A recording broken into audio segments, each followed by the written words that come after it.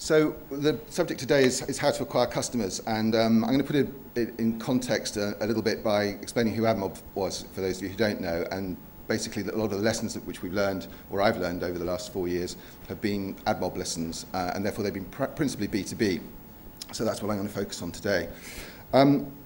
Brief history of AdMob. We were started 4 years ago. We were funded by Sequoia, and our business model was pretty straightforward from the beginning. We went out and we found people who had mobile websites, and we said, join our network, and we'll make you money by selling selling advertisements to advertisers on the website.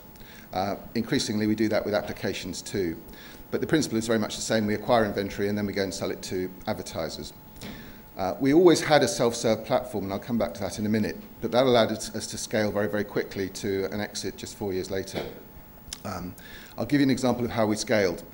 In our first 6 months, we did 70 million ads, which by that time there were like 2, maybe 3 people in the company, and we thought it was pretty good for a little company with that kind of number of people and that kind of resources.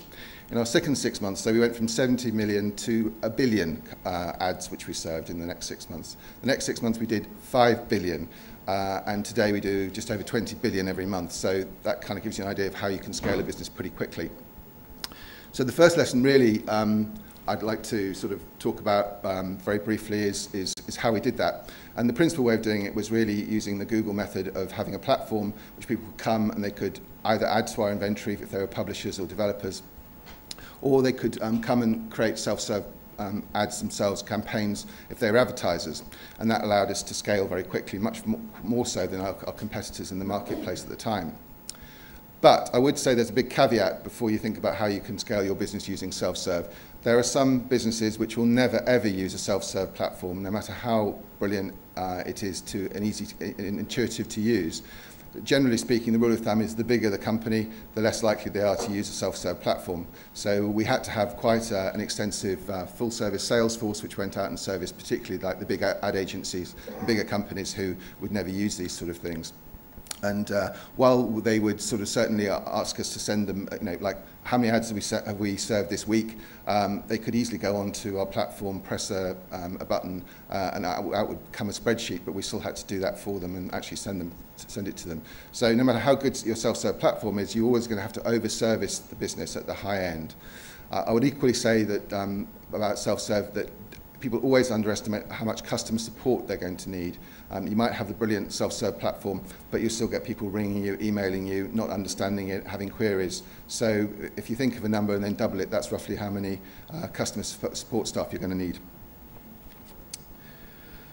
I think the second lesson, which is really important, is actually don't focus on the first sale, focus on the second sale. Because if you're focusing on selling all the time to new people, all you're doing is selling and burning and not creating a business.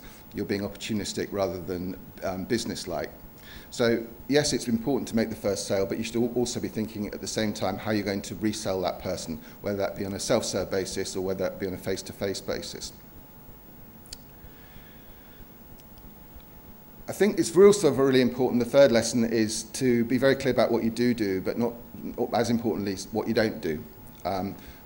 The conventional wisdom of AdMob at the time, or within the industry at the time, that if you wanted to create a mobile advertising business, or indeed any business in mobile, you had to go and talk to operators.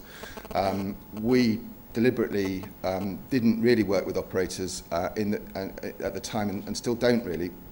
And the reason why is because we were very clear about what we did. We served banner ads on mobile websites, and increasingly, as I said, within applications themselves. Whenever you talk to an operator about doing that and monetizing their business, they'd always say, that's great, but can you just do some SMS and MMS, and do you do this and do you do that? And we kept saying no, and they weren't used to people saying no. They're used to little startups saying yes, yes, yes. So I think it's very important to be very clear about what you don't do as well as what you do. Martin Albarda, who was until last year the worldwide global sales media director of Coca-Cola, was at a conference I was speaking at recently, and he said exactly the same thing. Coke doesn't like agencies to say, yes, we do that, yes, we can. They much prefer them to be very honest. And if you're honest, you can manage your customers' expectations and deliver your promises. If you don't know how to do it, which is counterintuitive very often in a service-based industry, you're going to screw up, and that's going to lose your customers. fourth area was we were very successful in helping to define the market and put ourselves at the very centre of it by creating some metrics of our own. I think some others are going to talk about this later on. We decided that the way that we would be the most successful is on our own metric, and therefore we counted the number of page impressions which we served every month, which allowed us to put a little ticker tape on the front of a website saying billions and billions and billions of ads being served during that time. That wasn't a very good way of judging the companies, to be perfectly honest, but it was the way that we defined how we should be judged, and therefore forced everybody else to be defined in the competition, who were obviously serving less ads than us. And it helped us define it. In the same way, we produced a metrics report, which is a very detailed report every month about where ads were being served, what handsets they were being served on, etc., etc. That got, I can't tell you how much publicity over the 4 years. It started off quite small, but by the end of it, we were getting coverage in over 100 blogs, magazines, and indeed even people like Apple and Google were talking about our metrics in their analyst reports to analysts every month. Really important. And the final area is sounds really obvious, but I don't think it is, particularly when I'm talking to a lot of entrepreneurial technologists.